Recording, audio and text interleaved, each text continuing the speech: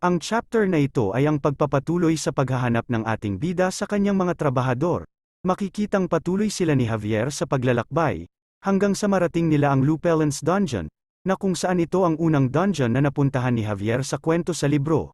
At dito rin ang secret hideout ng Dark Sorcerer na nagngangalang Lupelen. Dito ay makikita ang mukha ng galit na Lloyd Frontera dahil sa dinukot ang mga trabahador na kanyang pagmamay-ari. Nag-e-emote pa nga sana ang ating bida nang bigla naman naglakad papasok si Javier sa dungeon, at sinabi na sumunod lang sa likod ang kanyang master. Ngunit di nito namalayan ang mga patibong na nakatanim at isa sa mga ito ay kanyang natapakan, mabuti na lang. Bago pa man ito sumabog ay agad na nahila ito ni Lloyd. Sinabihan ito ng kanyang master na kung talaga bang isang knight ito. Bakit hindi man lang nito naisip na posibleng may mga trap sa lugar na katulad nito? Dito ay ikwento ng ating bida kung ano ang nangyari sa libro, na kung saan si Javier ay nabiktima ng unang trap, dahilan kung bakit puro sugat na ito sa pagpasok nito sa dungeon, pero matapos naman ang unang trap ay hindi na siya muling nabiktima ng mga trap sa loob ng dungeon. Dito ay ipinakita kung ano ang ginawa ni Javier sa kung bakit di na siya nabiktima ng mga sumunod na trap. Itinuro ni Lloyd kay Javier na kailangan nito maging focused sa mana na nararamdaman nito sa loob ng dungeon, dahil dito ay malalaman ni Javier ang eksaktong kinalalagyan ng mga bomba.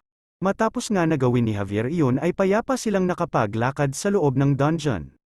Habang naglalakad ay iniisip ni Javier na palaging iniiwasan ni Lloyd ang mga diretsyong sagot na may halong pagsisinungaling, pero nasisiguro nito, na si Lloyd ay alam kung ano ang nangyayari sa kasalukuyan, at kung ano ang mangyayari sa hinaharap. Tanong pa ni Javier sa sarili ay kung paano niya ito nagagawa, dahil wala naman itong maramdaman na kahit anong mana o mga special energy na mula kay Lloyd, pero sa ngayon ay sinabi nitong focus na muna siya sa kanilang task na gagawin, na mailigtas ang lahat nilang kasamahan.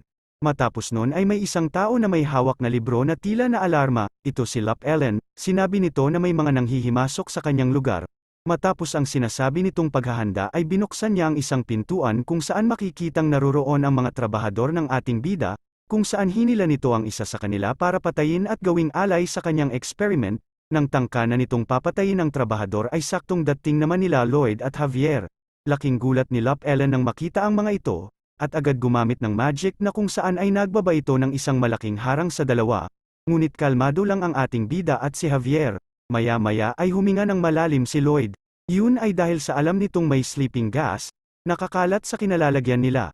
Matapos nito ay ginamit niya ang kanyang pampasigla na skill, at agad na gumawa ng hukay, para gawing daan mula sa ilalim para makapunta sa kabilang bahagi.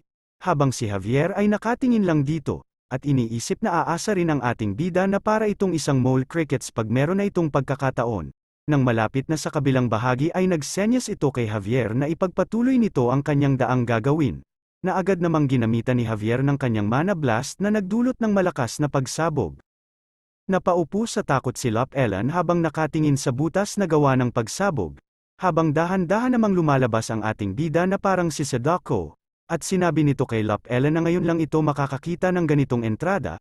Napatanong sa sarili si Lupelen kung anong klaseng halimaw daw ba ito. Kasabay ng pagkakas nito ng kanyang spell na kung saan ay nakapag-summon dito ng isang malaking halimaw, sinasabi rin ito na hindi nila magagalusan ang halimaw dahil sa nagtataglay ito ng malabakal na katawan, kaya napasabi ang ating bida na mukhang mahihirapan sila, at balak pa sana nitong sabihin ang kahinaan ng kalaban pero agad na tumalon si Javier at muling ginamit ang kanyang mana blast na kung saan ay nahati sa dalawa ang katawan ng halimaw, na lubos na ikinagulat ni Lupelen, maging ng ating bida na si Lloyd at nasabi na wala ang ganitong pangyayari sa libro.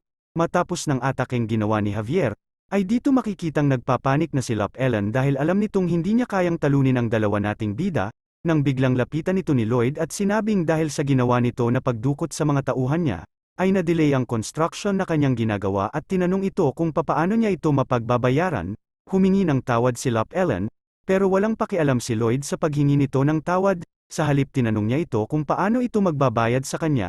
Sinabi naman nito na ang kuweba na ito ay puno ng mahahalagang bagay at handa nitong ibigay lahat-lahat sa ating bida. Siyempre dahil sa mukhang pera ang ating bida ay napangiti ito at sinabi na ang lahat ng bagay dito ay pagmamay-ari na nito. Matapos nito ay nagawa na nilang mailabas lahat ng kanilang ni-rescue, bagamat ang iba ay pagod na pagod pero ang iba naman ay ayos lang. Muling binalikan ng ating bida si Lupelen, at sinabi dito na ilang araw na lang ay maaari nang mamatay ang mga dinukot niya, at tinanong rin nito kung ano ba ang plano nito sa kanila. Sumagot naman ito at sinabi na ito ay nagre-research sa kung papaano muling bubuhayin ang mga patay. Posible ba yun? Ano naman ang gagawin mo kung sakaling magawa mo nga ang sinasabi mo? Tanong ng ating bida. Sinabi ni Lop Ellen na gusto nitong buhayin muli ang kanyang asawa at anak, at dito ay nagkwento ito patungkol sa kanyang buhay, kung saan siya ay nagtatrabaho bilang isang sorcerer at ang kanilang pamilya ay simple at masaya. Ngunit dahil sa pagnanasa ng kanyang boss sa asawa nito ay nagplano ito na tumakas kasama ang kanyang pamilya. Ngunit sila ay nahuli, itutuloy pa sana nito ang kanyang kwento pero pinigilan na ito ni Lloyd, at seryosong sinabi, na sa palagay ba niya, kung sakaling maibalik man niya ang kanyang pamilya ay magpapasalamat ang mga ito, sa pagpatay ng maraming tao maibalik lamang sila, dagdag pa ni Lloyd na kahit ano pa ang gawin nito ay hindi na nito mababago kung sino talaga ito, dahil sinisira nito ang kasiyahan ng iba, at sinabi pa nito na ito ay isang serial murderer.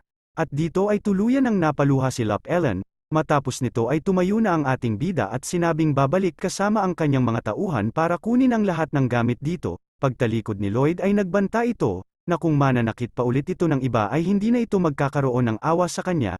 Yumuko at nagpasalamat naman si Lop Ellen dito, pero habang naglalakad papalayo ay sinabi ng ating bida, na sa libro ay pinatawad ito ni Javier at sapilitang pinaalis sa laboratory. Pero si Lop Ellen ay patuloy na pumapatay ng maraming tao at naging pinaka-nakakainis na kontrabida, na kung saan palaging nilalabanan ni Javier ng paulit-ulit. At ang dahilan ng pagtalikod nito kahit alam na niya na ganito ang nangyari, ay dahil alam nito na aatakihin sila ni Lop Ellen mula sa likod at ito ang magiging dahilan ng pagtatapos ng buhay nito dahil sa tutuluyan na ito ni Javier. Samantala dahil sa pangyayaring iyon ay nag-flashback ang ating bida sa kung ano ang dinanas nito sa tunay na mundo, na kung saan ay may isang lalaki na galit lagi sa kanya na wala namang dahilan, at sa tuwing ito ay kikilos ng ganon, ay walang ginagawa ang ating bida kundi ang humingi lagi ng paumanhin, dahil iniiwasan nito ang magkaroon ng conflict sa katrabaho, at higit sa lahat umaasa din ito na kung sakaling rerespetuhin niya ito ay ganon din ang gagawin ng lalaki sa kanya.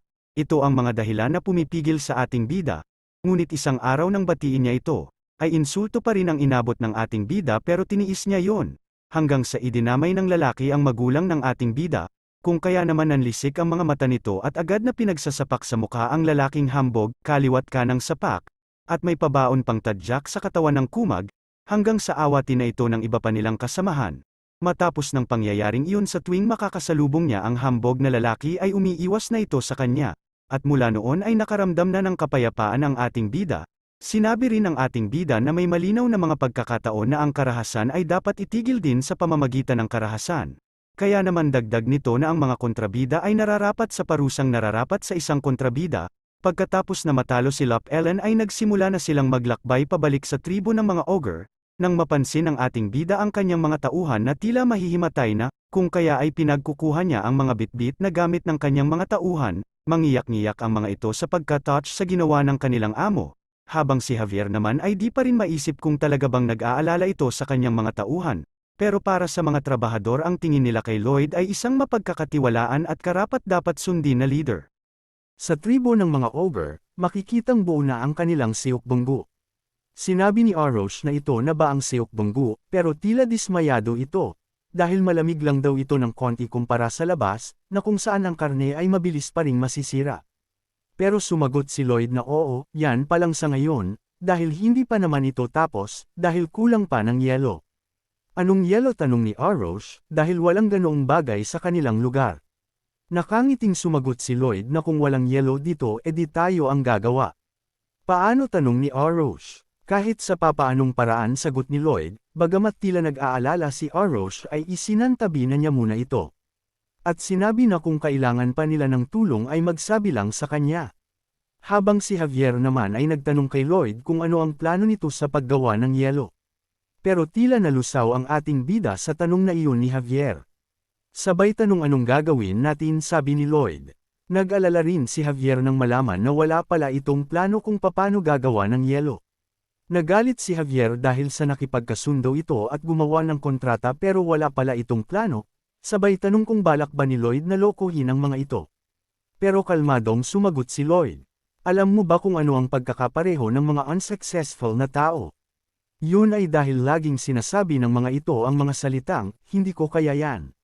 Di ko magagawa yan, kumbaga sinasabi ni Lloyd na napakaraming dahilan ng mga taong ito. dahil sa mga dahilan na nakakahanap sila ng mga rason na wag na gawin ang isang bagay.